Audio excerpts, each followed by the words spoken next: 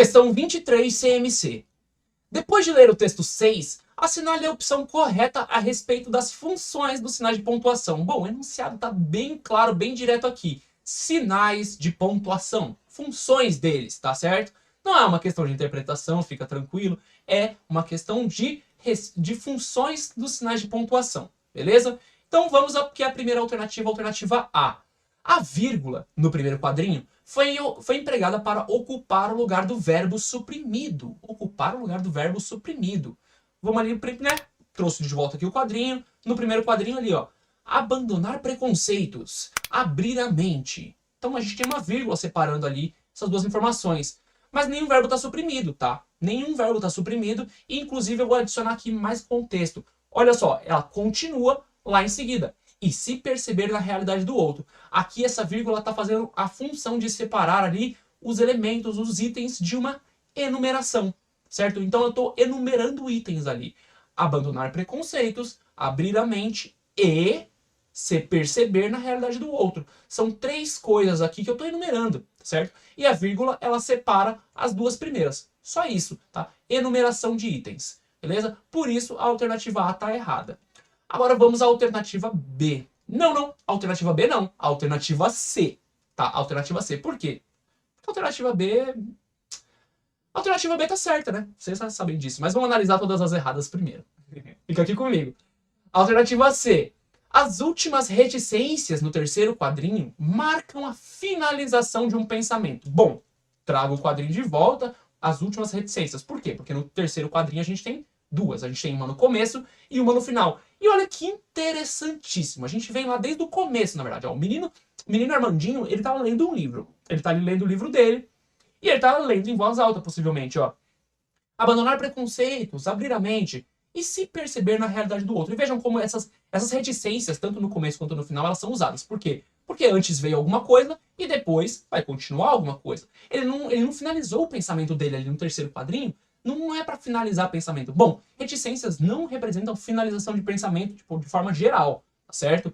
A ideia é que o ponto final faz esse trabalho, tá certo? O ponto final faz a função de encerrar uma ideia, encerrar um pensamento. Aqui, ele basicamente vai continuar falando disso, tá certo? E aí, as reticências, elas marcam só isso. E é interessante, inclusive, essa informação de que eu dei aqui agora, que ele tá lendo um livro, é muito importante para uma próxima questão também, tá? Para uma próxima alternativa, ok? Fica de olho nisso. Mas aí é isso, ele vem lendo o livro dele, passo após passo, e de fato não, o pensamento dele não foi encerrado ali. Ele vai continuar sendo tratado de toda forma, ok? Mas então a alternativa C está errada. Agora a alternativa D. As reticências no segundo quadrinho foram utilizadas para suprimir uma ideia do falante, suprimir uma ideia do falante. Assim, geralmente a gente tem essa função nas reticências, né? Suprimir uma ideia, interromper alguma coisa ali, que vai continuar em seguida e a gente vai, né, só omitir aquilo ali, né? Mas não foi bem isso, vem aqui comigo. Ó, então no segundo quadrinho a gente tem ali reticências e se perceber na realidade do outro. Isso aqui só continua o que foi dito anteriormente, tá? Que eu falei ali na alternativa A, itens da enumeração, tá certo? E aí, como ele tá lendo aquele livro, a ideia dele só tá continuando ali no próximo quadrinho. O fato de ele não estar presente nesse quadrinho é só porque é muito significativo e se perceber na realidade do outro. E aí, nesse momento, aparece outra pessoa, tá certo? Outras pessoas. E aí, a gente tem esse recurso visual também para suportar a palavra outro ali, tá certo? Mas, de fato, não. As reticências do segundo quadrinho, elas foram utilizadas para continuar a ideia anterior e para continuar também com a próxima ideia. Só isso. Alternativa D, incorreta. Agora vamos à alternativa E.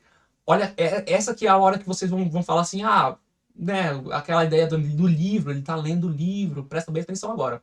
As aspas nos quadrinhos marcam as vozes dos pais de Armandinho. Então, vamos lá, ó. Aqui nos quadrinhos tem aspas no primeiro, no segundo e no terceiro. Aí os pais dele aparecem lá no último, certo? E aí que tal? O pai dele aparece, ou o pai ou a mãe aparecem falando ali, empatia, filho. E aí veja que, na verdade, ele tá lendo um livro, tá? E aí a gente precisa da informação do recurso visual aqui, como informação também, tá? Então ele tá lendo um livro. E ele tá lendo as palavras de outra pessoa. E as aspas, elas servem para quando a gente vai inserir a voz de outra pessoa, tá certo? De quem? Do autor do livro que ele tá lendo. Não dos pais dele, porque os pais dele estão ali. Se fosse o caso, era só interromper a leitura dele, porque veja que no último quadrinho, ele tá com o livro fechado na mão. E aí ele parou a leitura para conversar com os pais. Então os pais dele eles estão ali. E aí não é isso, não é marcar a voz dos pais do Armandinho, é marcar a voz do autor do livro que ele tá lendo. Tá certo? Então, por causa disso, as aspas, né, elas estão sendo usadas não para marcar a voz dos pais do Armandinho, mas do autor. E aí por isso a alternativa E está errada. Agora vamos à alternativa B, que é a alternativa certa, finalmente a alternativa certa. Tá aí, a alternativa B para vocês. A vírgula no último quadrinho foi usada para separar um termo acessório da oração, o vocativo. Um termo acessório da... É tão bonito, é um acessório, é tipo um brinco. Ele podia ou não estar ali, mas já que ele está ali, ele está fazendo uma função importante. Um termo acessório. É bem interessante como isso acontece. Olha lá. Empatia, filho. Assim, não tem essa pausa, tá? O pai dele tá falando empatia, filho, mas veja que como vem depois da vírgula ali, ele traz o filho pra conversa, né? Então o filho tá ali, vamos imaginar que o filho tá lendo sozinho, né? Ele tá, né, lendo aquele pessoalzinho que aparece no segundo quadrinho, na verdade provavelmente tá na imaginação dele, né? E ele tá ali lendo o livro, em voz alta, os pais dele escutam a conversa dele, e daí o pai dele fala, ou a mãe dele fala, empatia, filho. Olha que curioso. Bem interessante quando a gente faz essa interpretação também dos sinais de pontuação dentro do texto. E aí a gente consegue descobrir até mais que não está nem escrito tipo com letras, né? Ou palavras. Está escrito com pontos, com marquinhas, né? Bem curioso isso.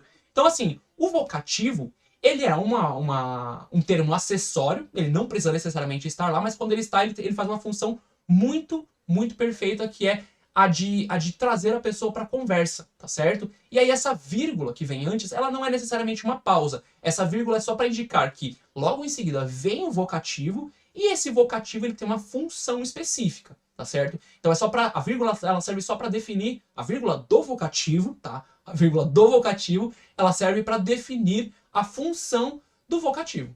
Então aqui para a questão 23 da prova do CMC, a alternativa correta é a alternativa B.